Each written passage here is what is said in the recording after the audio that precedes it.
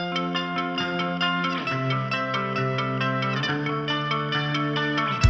Logan Crawford, and right now on Spotlight, we're delighted to be speaking with a very talented author. Her name is Jean Romano, and she has written an amazing story. It's a story of the immigrant experience, a story that you can relate to no matter what country you or your ancestors came from, and we all came from someplace else to settle in this beautiful land. The name of her book is Over the Rhine, an American story. It is a captivating narrative tracing the journey of a German immigrant family in Cincinnati, Ohio, from the late 19th century to the dawn of World War II. The author deftly examines the challenges of assimilation, the evolution of beliefs, and the test of loyalties as generations seek their place in a rapidly changing America. We're delighted to have this wonderfully talented author join us here today on Spotlight, and we ask viewers like you to support writers like her by subscribing to our channel. Jean, thanks so much for joining us here today on Spotlight. I am so honored to be here. Oh, the honor is ours. We're delighted to talk to you. What inspired you to write this book, Over the Rhine, an American story? We had been New Jersey people, and my husband moved us to Cincinnati so he could become a professor at the University of Cincinnati. It was a remarkable experience for us, and I fell in love with the city. I also fell in love with a very old house. It was built before the Civil War, and somehow managed to talk him into buying it. And the story is related to that house. And Gotcha. it's still standing. So you were intrigued by this house and you did a little investigation. Tell us about that. I think the major part of the house, and I had three boys at that point, was the living style because the rooms for household help were more expensive than the rooms for the family.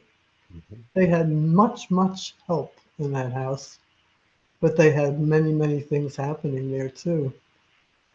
One of the things that intrigued me most was the carriage house where the horses had been kept. Mhm. It had been remodeled into an apartment that they were renting, the owners. And in it, I found paperwork, and among that paper, the journal of a young woman who had lived in the house and had gone to Europe on her maiden trip abroad, a must for the society lady in Cincinnati. And I adopted Elise in my heart, and her story is part of this book. Wonderful, wonderful. And one of the aspects of the immigrant experience that you portray in this book is the struggles of maintaining cultural identity while assimilating into American society. Talk to us a little bit about that.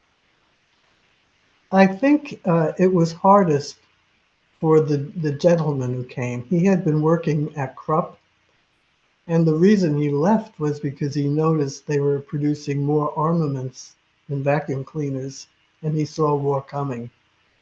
But he wanted his children, especially the boys. The name of the book, once again, is Over the Rhine. It is an amazing story, and it tells the immigrant experience of a German family settling in the United States. Okay, we'll pick it up from your thought. I'm so Go ahead. sorry. Sure. But the boys had to be educated up to Krupp standards.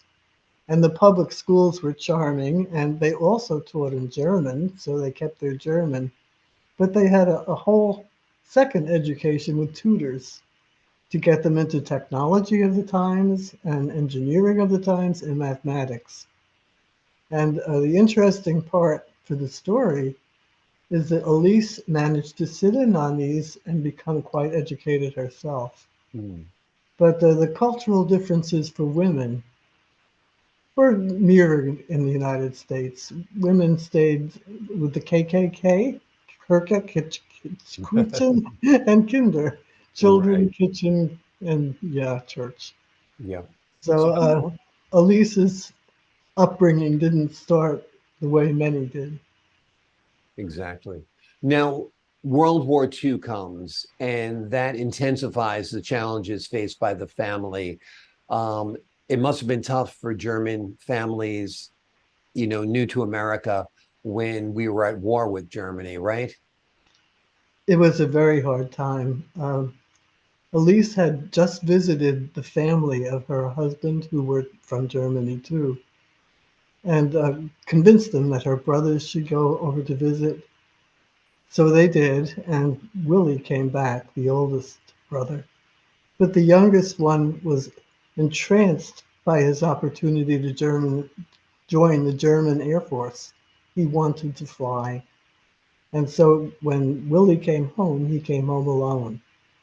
The beginning of World War I marked a tremendous difference in that family and in Cincinnati itself. Uh, German was no longer taught in the schools. Uh, the German newspaper was discontinued. Mm. The German churches were very quiet, and the community did not meet in groups the way they had previously. It was a sad time. Yeah, a very, very difficult time. How did you get all of this information for your book? Was it interviews? Was it research? Was it writings? Tell us a little bit about the legwork of writing your book. I can't help myself. I was a history major at Rutgers, Okay. and, and yes, I did a lot of research. I wanted to see, in specifically how the immigrant experience today, it was mirrored years and years and years ago. And it's funny, but different as Germans and Guatemalans may be, the sameness of the thought process here in America is there. Yeah, yeah, There is absolutely. Yeah. a feeling that you can't get over. Yeah, I mean, absolutely. When you are a new immigrant, I mean, I think the Italians and the Irish historically were at each other's throats because one was the newer immigrant, and one was the less new immigrant, and one thought they were better because they'd been here a couple of years before, or whatever the case might be. There are struggles to being an immigrant. There is discrimination when you are an immigrant. It's unfortunate, but and some of the people doing the discriminating are immigrants themselves, which is ironic, right? It's very much so. Yeah, But Woodrow Wilson made a famous speech in which he said hyphenated Americans held the hyphen like a dagger at the heart of America. mm.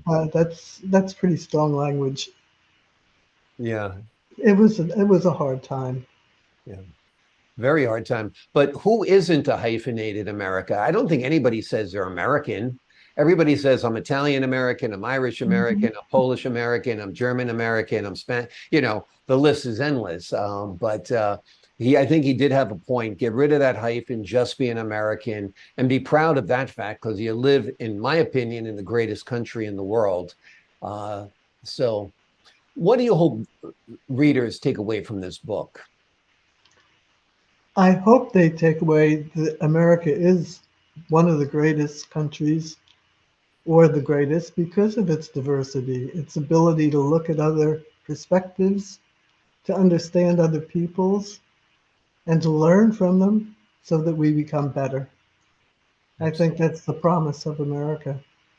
Absolutely. Absolutely. We're strong because we are diverse. We have the best people from all over the world.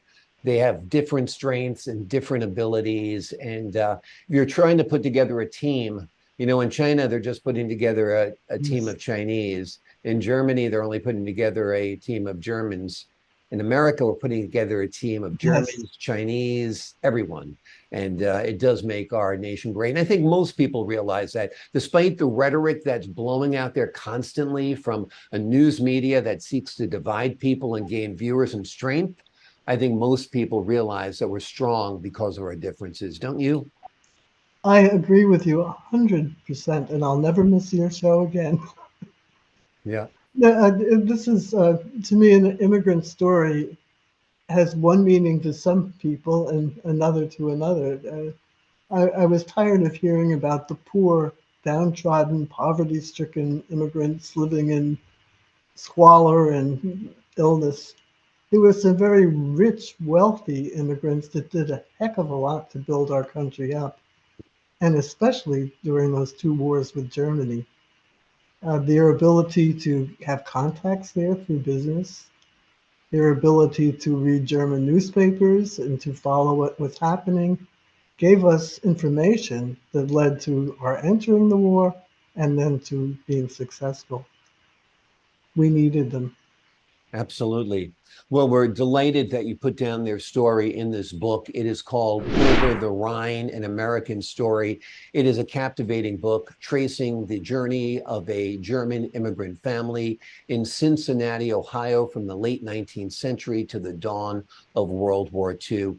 It is written by Jean Romano, and we have been delighted to have her as a guest today on Spotlight. Jean, thank you so much for joining me. Thank you. I really appreciate it. I appreciate it. And to the folks at home, I'm Logan Crawford, thanking you for your time this time. Until next time on Spotlight.